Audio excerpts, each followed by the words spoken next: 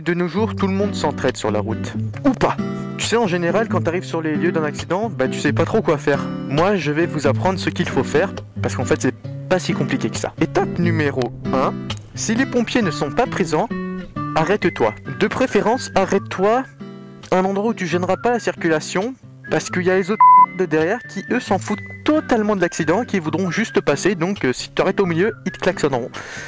Il y a des sur Terre, ouais, il y a des connards. Étape numéro 2, appeler les secours et leur décrire l'accident. Alors leur décrire l'accident, c'est-à-dire qu'il va falloir leur donner le lieu, le nombre de victimes, le nombre de véhicules impliqués et surtout l'état des victimes. Étape numéro 3, regarde la route. Souvent quand il y a un accident, les pompiers sont déjà sur place avec la police et la plupart des gens, dont toi, vous regardez pas tout droit, vous regardez sur la gauche, vous regardez quoi? Vous regardez l'accident et ça crée...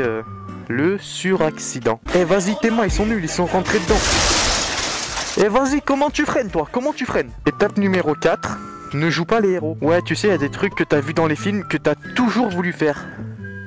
Eh bien, évite de les faire. Moi, une fois, sur le lieu d'un accident, j'étais pris dans le feu de l'action. Il y avait 3 mecs autour de la victime allongée au sol. Je suis arrivé, je les ai poussés et j'ai gueulé. Y a-t-il un médecin dans la salle? Ouais, on était sur une route, donc y a-t-il un médecin dans la salle? C'est pas trop crédible. Mais c'est pas ça le pire. Les 3 mecs que j'ai poussés, c'était les pompiers. La boulette. Maintenant, vous savez ce qu'il ne faut pas faire et faire sur les lieux d'un accident.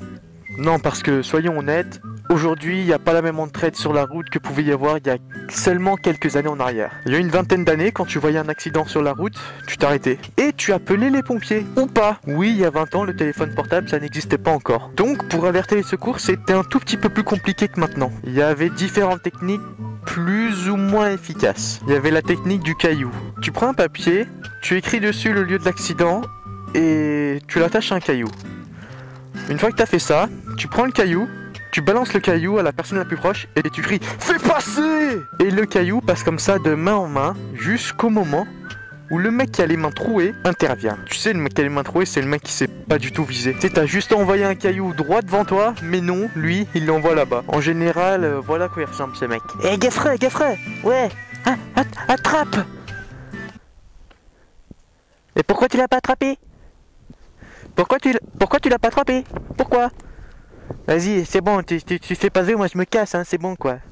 Ouais, il y a des gens doués sur Terre. Il y avait aussi une technique qui consistait à courir à l'habitation la plus proche et de demander à l'habitant d'utiliser son téléphone fixe pour joindre les secours. Mais bon, quand la personne elle ouvre la porte et qu'elle voit quelqu'un tout transpirant, essoufflé, qui n'arrive même pas à parler, tu vois, la réaction de la personne peut varier, hein. Ça peut varier vraiment beaucoup.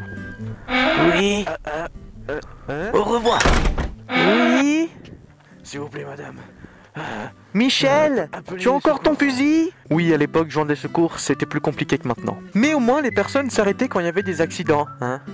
Ce qui se fait plus maintenant, de toute évidence. L'autre jour, il pleuvait et j'ai vu un motard glisser et tomber. Vous pensez qu'une seule personne est venue aider? Mais qu'est-ce que vous êtes naïf, mais...